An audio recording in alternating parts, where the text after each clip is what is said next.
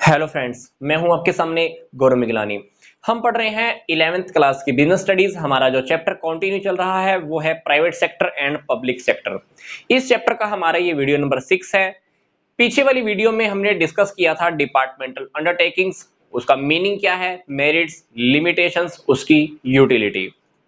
उसी तरह से ही उससे मिलता जुलता टॉपिक जो हमारा अब हमने डिस्कस करना है ये है पब्लिक कॉरपोरेशंस का, या जिसको हम कह सकते हैं स्टैट्यूटरी कॉरपोरेशंस। इस वीडियो में भी हम यही डिस्कस करेंगे। इस टॉपिक का मीनिंग क्या है, features, merits, limitations and utility. तो आइए हम डिस्कस कर लेते हैं इस टॉपिक को। तो this fall in the category of the incorporated enterprises. जो हमारी इनकॉर्पोरेटेड इंटरप्राइजेस होती हैं उसी के अंडर में ही ये भी आता है। ये एस्टेब्लिश कैसी होती है, इसकी स्थापना कैसे होती है? सिंपल सी बात है, पार्लियामेंट में एक स्पेशल एक्ट पास होता है। वो एक्ट जैसे ही पास होता है हमको पब्लिक कॉरपोरेशंस की स्थापना करनी होती है, इसको बनाना होता है। स्पेशल एक्ट हमको ये भी बताता है हमने जो ये पब्लिक कॉरपोरेशंस बनाई है इसको मैनेज कैसे करना है, मैनेजमेंट में कौन कौन होगा, मैनेज कैसे किया जाएगा, मेथड्स क्या होगा रनिंग करने का, चलाया कैसे जाएगा, क्या रूल्स होंगे, क्या रेगुलेशंस होंगे। फिर ये भी बताया जाता है कि क्या पावर्स रहेंगी, स्पेशल राइट्स क्या रहेंगे, पब्लिक कॉरपोरेशंस के गवर्नमेंट के दूसरे डिपार्टमेंट्स के साथ क्या रिलेशंस रहेगा। तो मतलब जो स्पेशल एक्ट होता है उसी के अकॉर्डिंग इसकी स्थापना की जाती है और उसी स्पेशल एक्ट के अंदर ये बातें भी डिफाइन होती है कि मैनेज कैसे होगा, मैनेजमेंट कैसी होगी, रिलेशंस कैसे रहेंगे, पावर्स क्या होगा, राइट्स क्या होंगे, ये सारी बातें पहले से ही डिफाइन कर दी जाती हैं। तो ये इसकी खास बात होती है। स्टैट्यूटरी कॉरपोरेशन कह लीजिए, पब्लिक कॉरपोरेशन कह लीजिए, इनका एक खुद का सेपरेट लीगल एग्जिस्टेंस होता है। ये सेपरेट लीगल एंटिटीज होती हैं, हम कह सकते हैं पृथक वैधानिक अस्तित्व होता है। इसीलिए ये अपने नाम से प्रॉपर्टीज रख सकती हैं, कॉन्ट्रैक्ट कर सकती हैं, किसी के ऊपर केस करना है कर सकती हैं। इनके ऊपर भी अगर कोई केस करना चाहता है तो केस कर सकता है। पीछे वाली वीडियो में हमने डिपार्टमेंटल अंडरटेकिंग्स में क्या स्टडी किया था कि उसका पृथक वैधानिक अस्तित्व नहीं होता, इसलिए डिपार्टमेंटल अंडरटेकिंग्स में हमने डिस्कस किया था कि वो अपने नेम से प्रॉपर्टीज नहीं रख सकती, कॉन्ट्रैक्ट नहीं कर सकती, किसी के ऊपर केस फाइल नहीं हो सकता और उसके ऊपर भी कोई केस फाइल नहीं कर सकता। जबकि हम इस वीडियो में इस टॉपिक को लेकर क्या स्टडी कर रहे हैं कि इसका एक पृथक सेपरेट लीगल एंटिटी होता है, एग्जिस्टेंस इसका सेपरेट होता है, इसीलिए इसके नाम से प्रॉपर्टीज रखी जा सकती हैं, कॉन्ट्रैक्ट किया जा सकता है, किसी के ऊपर केस करना है या किसी ने इसके ऊपर केस करना है, सब हो सकता है। इसके लिए जितनी भी कैपिटल का अरेंजमेंट होगा वो डेफिनेटली गवर्नमेंट के थ्रू होता है। वो गवर्नमेंट चाहे स्टेट गवर्नमेंट हो या सेंट्रल गवर्नमेंट हो या मिलकर करें, तो कैपिटल का टोटल अरेंजमेंट गवर्नमेंट के थ्रू होता है। अब सोचकर देखिए, जब कैपिटल सारी गवर्नमेंट ने लगाई है तो कंट्रोलिंग पावर भी गवर्नमेंट के पास होगी, या एक मैं कह सकता हूं कि ओनरशिप, ओनरशिप की टोटल पावर, पूर्ण स्वामित्व किसके पास होगा, गवर्नमेंट के पास। गवर्नमेंट डेफिनेटली कंट्रोल करेगी क्योंकि सारा पैसा किसने लगाया हुआ है, गवर्नमेंट ने ही लगाया हुआ है। पर अगर फाइनेंस की कुछ कमी पड़ती है या कुछ ऐसा इशू आता है तो हम आम पब्लिक से भी पैसा डिमांड कर सकते हैं, शेयर्स लगा लीजिए, डिबेंचर्स लगा लीजिए, इस टाइप से हम आम पब्लिक से भी पैसा ले सकते हैं, लोन की फॉर्म में भी ले सकते हैं। फिर बात आती है कि इसके जो भी इनकम या एक्सपेंडिचर्स होते हैं वो बजट में शो नहीं किए जाते, जबकि हमने डिपार्टमेंटल अंडरटेकिंग में स्टडी किया था कि उसके जो इनकम एक्सपेंडिचर होते हैं वो बजट में शो किए जाते हैं। मंत्रालय का, मिनिस्ट्री का पूरा कंट्रोल रहता है डिपार्टमेंटल अंडरटेकिंग से, पर इसमें नहीं।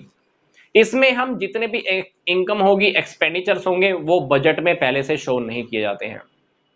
फॉर एग्जाम्पल इस प्रकार की कॉरपोरेशंस का RBI, LIC, IDBI, Indian airlines, food corporation of India, air India, oil and natural gas commission, ये सारे इसके एग्जांपल हैं।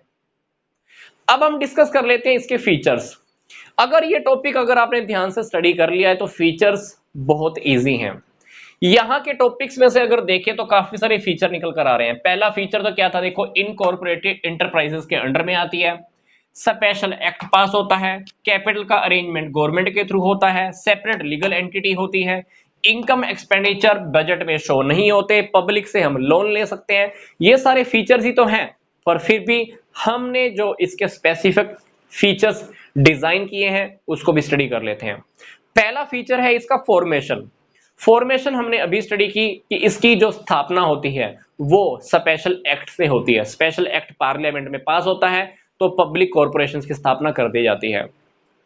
उसी एक्ट में ये सारी बातें लिखी होती है, मैनेजमेंट कैसे होगा, चलाने के लिए मेथड क्या होगा, पावर्स क्या होंगी, स्पेशल राइट्स क्या होंगे, इस प्रकार की कॉर्पोरेशंस के गवर्नमेंट के दूसरे डिपार्टमेंट्स के साथ रिलेशन कैसे होंगे, ये सारी बातें स्पेशल एक्ट में लिखी होती हैं।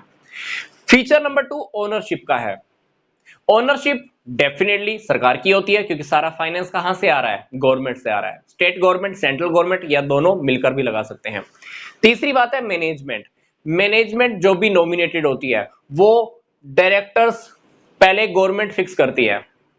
गवर्नमेंट ने डायरेक्टर्स को नॉमिनेट किया कि ये डायरेक्टर्स होंगे, तो वही डायरेक्टर्स मैनेजमेंट संभालते हैं। तो मतलब जो भी डायरेक्टर्स हैं वो डायरेक्टर्स का सिलेक्शन गवर्नमेंट करती है और वही डायरेक्टर्स क्या करेंगे, मैनेजमेंट संभालने वाले हैं। उसी डायरेक्टर्स के अंडर में ही अपॉइंटमेंट्स की जाती हैं, किसको अपॉइंटमेंट करना है, किसको सैलरी कितनी देनी है, सारी टर्म्स एंड कंडीशन डायरेक्टर्स के अकॉर्डिंग होती है। गवर्नमेंट कंट्रोल नहीं करेगी, अब डायरेक्टर्स कंट्रोल करेंगे। डायरेक्टर्स को सिलेक्शन किसने किया, गवर्नमेंट ने किया। आगे का काम अब डायरेक्टर्स का है, सैलरी किसको कितनी देनी है, मैनेजमेंट आगे कैसे संभाला जाएगा, अब आगे का काम डायरेक्टर्स का रहता है। तो अगली बात हमारी आ रही है अभी फाइनेंसिंग की। फाइनेंस की बात हमने अभी डिस्कस किया था, फाइनेंस सारा गवर्नमेंट से आता है, सेंट्रल गवर्नमेंट, स्टेट गवर्नमेंट। फिर हमारी बात आती है कि इनकम एंड एक्सपेंडिचर हम पहले ही डिस्कस कर चुके हैं कि बजट में हम शो नहीं करते हैं। नेक्स्ट हमारा टॉपिक है सेपरेट लीगल एंटिटी। ये टॉपिक भी हमने डिस्कस किया है, इसी वजह से ये अपने नाम से प्रॉपर्टी रख सकती है, कॉन्ट्रैक्ट कर सकती है, केसेस भी हो सकते हैं। सातवां टॉपिक है हमारा पॉलिटिकल इंटरफेरेंसेस, मतलब गवर्नमेंट इसके अंदर इंटरफेयर कम करती है क्योंकि सारी पावर्स हम पहले से ही बोर्ड ऑफ डायरेक्टर को दे देते हैं।